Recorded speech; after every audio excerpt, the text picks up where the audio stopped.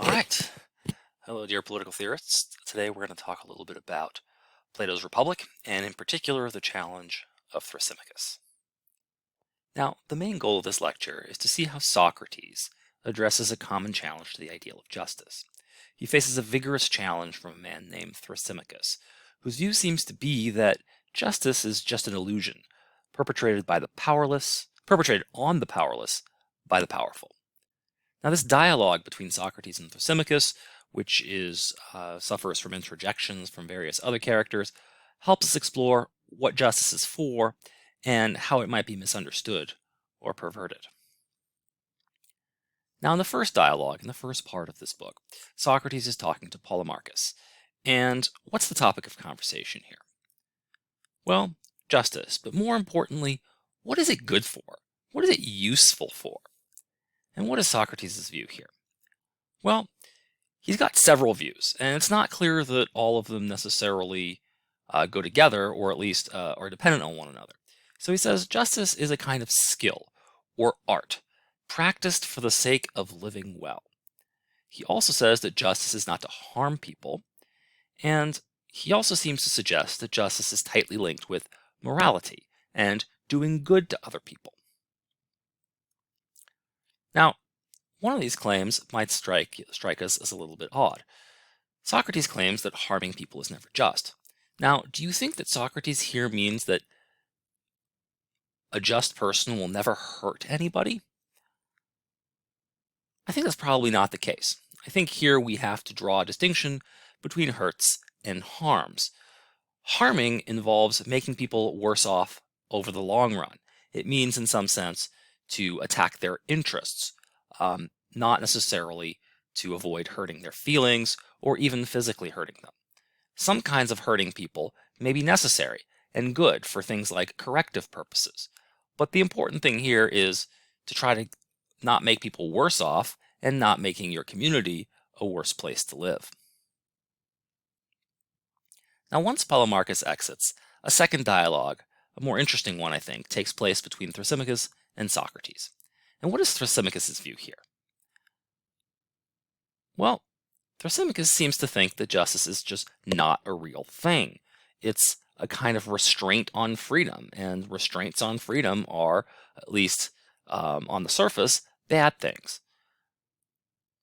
Thrasymachus also seems to claim that what counts as just in any society is mostly influenced by the powerful, and tends to help them stay in power.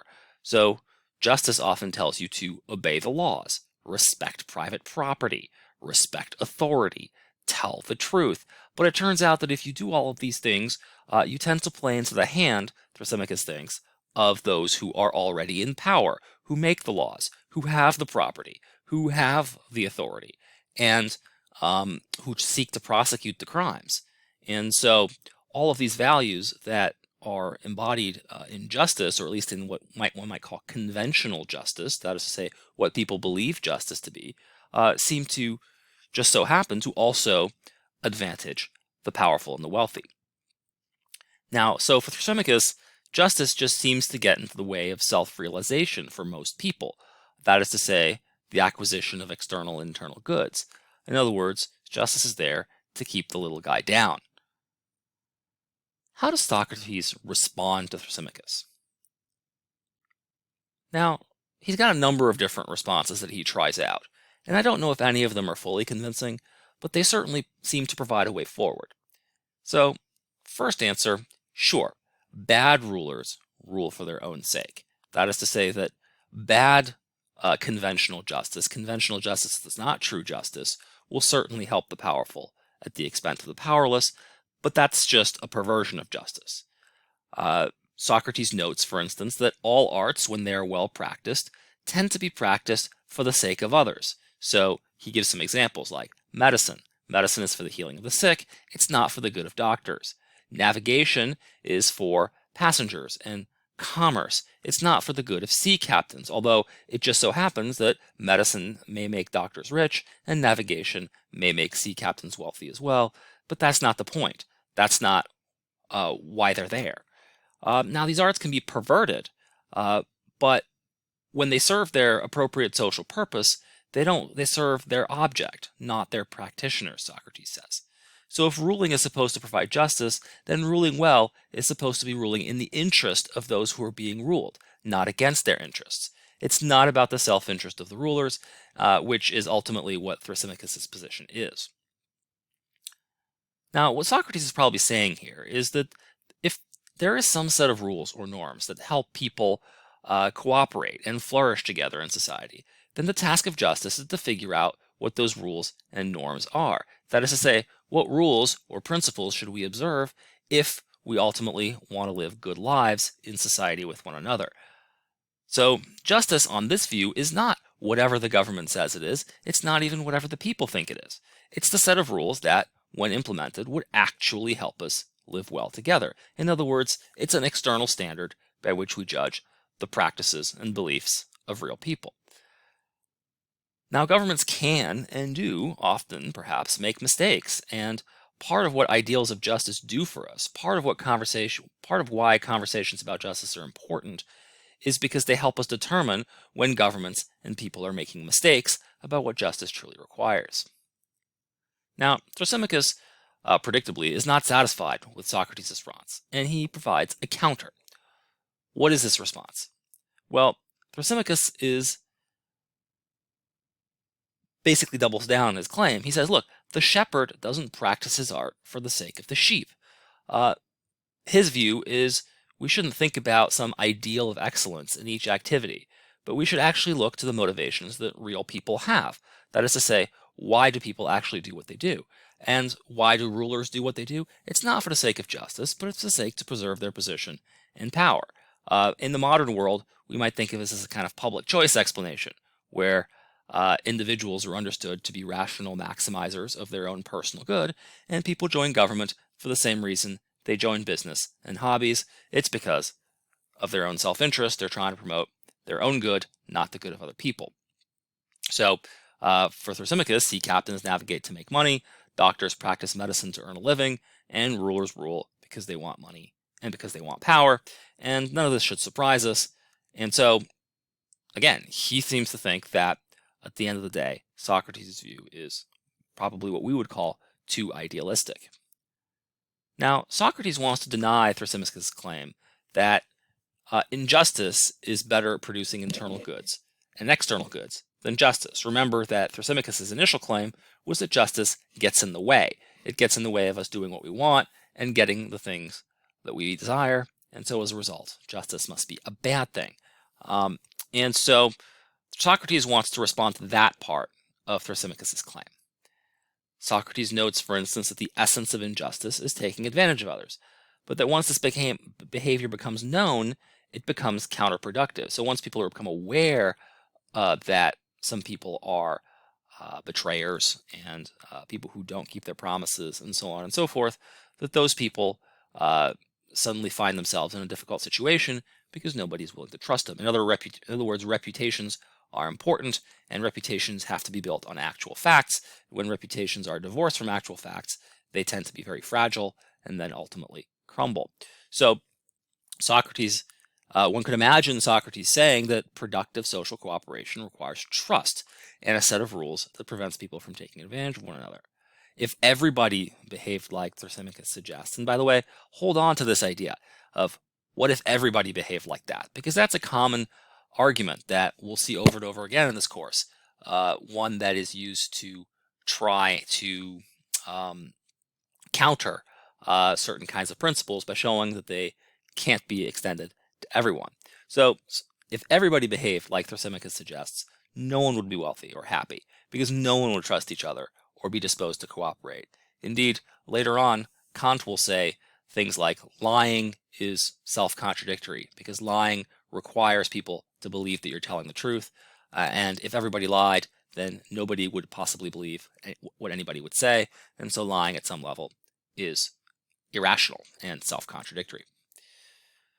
So the debate mostly ends there, with Thrasymachus berating Socrates for being naive and silly, and he leaves in a huff.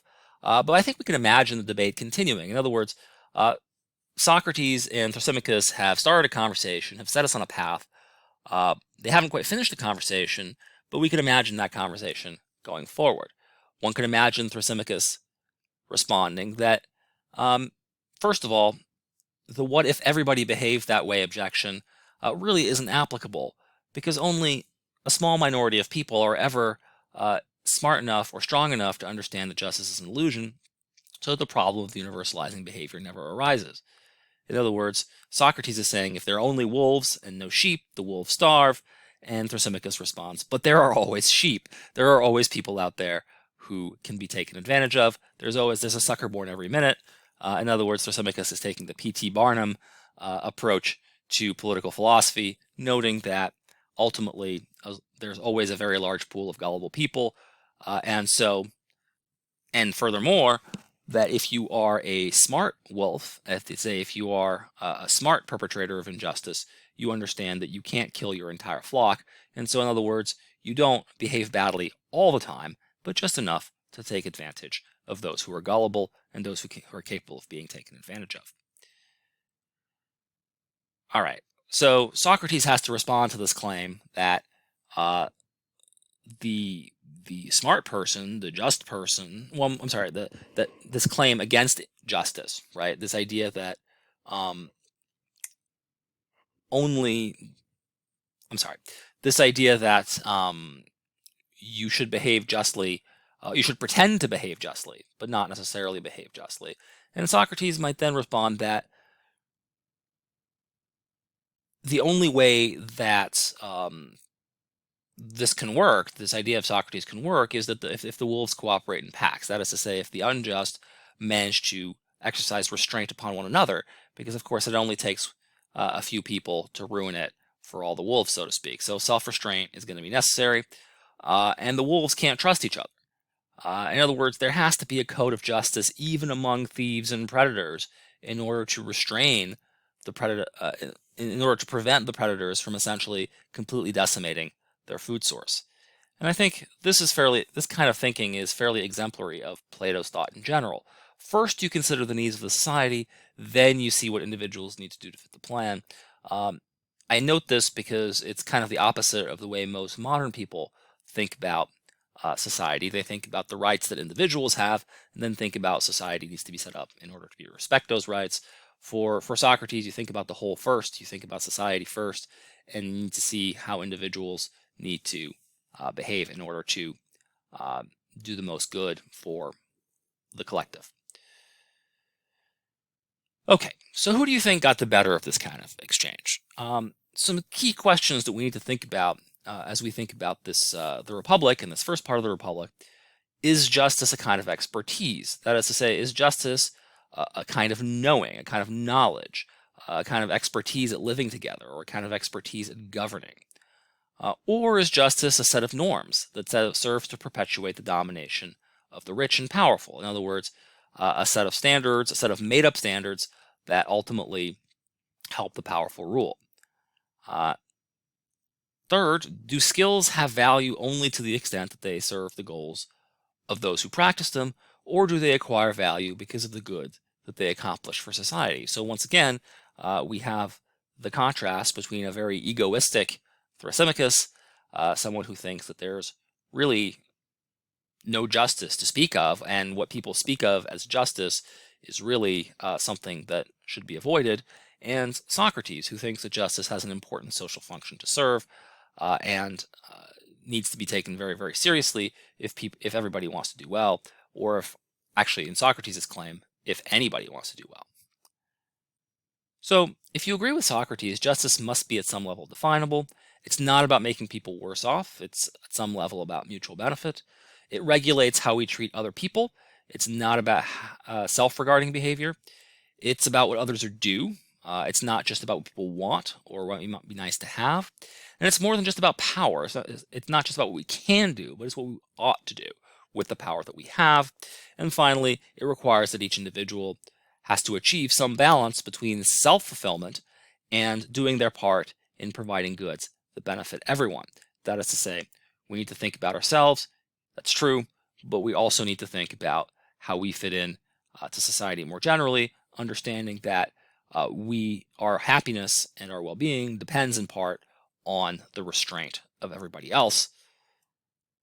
Okay, now those are all great things to know about justice, and I think we've made progress, or at least Socrates has made some progress. But there's a lot that's underdetermined here. And by underdetermined here, I mean there's a lot of stuff that um, isn't specific enough to really be action guiding or to be helpful in a lot of circumstances. So Socrates doesn't say what people are due. Um, he also doesn't try to define who the others are in question. In other words, do we owe justice to all mankind? A kind of cosmopolitan view that would suggest that we need to be good citizens of Earth at some level, or is it more communal than that? And there's strong reason to believe that, at least in Socrates' day, what he really meant was the good of the city, the polis, which was the political unit of the time in Greece. Uh, Maybe those are the people whose good that you have to pay attention to. But at that point, is it just to promote the good of one's own people if it is to sacrifice the good of foreigners and people in distant lands? Um, Again, we can only imagine implicit answers to that question. This is not something that Plato and Socrates really tell us. Um, and what are these rules? I mean, Socrates says justice must be some set of rules that help promote cooperation and mutual benefit. But what are these rules? Now, let's be honest. Later in the Republic, he does try to give us an articulation of the kind of society that he sees and what kinds of rules he thinks are appropriate to a harmonious society. In this class, we're not going to talk about that part of the Republic, in part because it's got a lot of problems. And in part because it ignores politics in many respects. In Socrates' ideal city, there really aren't any politics to speak of. Now, the other important thing, other than thinking about what justice is and what purpose it might serve, the other important part of this text, or this piece of text, is to think about the challenge of Thrasymachus, because that comes back over and over again in history. It's a challenge that always nags at those who see justice as the first virtue in society, right?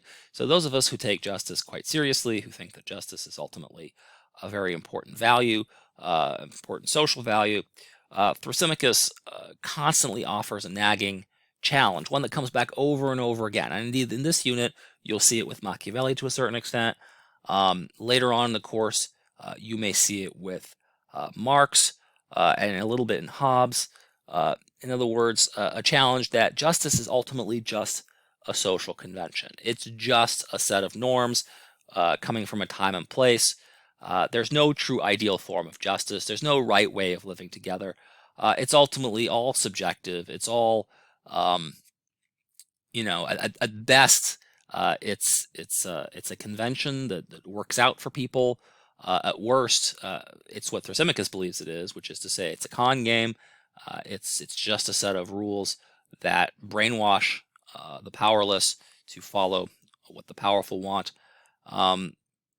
And worrying about justice in an unjust world is likely to lead to your ruin. In other words, there's this fear that if we worry too much about justice in a world where a lot of people just don't seem to behave by those kinds of rules, we are going to end up in a disadvantaged position.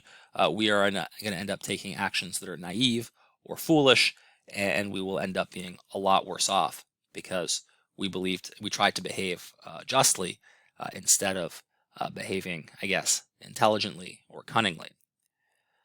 Okay, so that's what we have for Thrasymachus. Thanks for listening, and as always, if you have questions, you know how to reach me.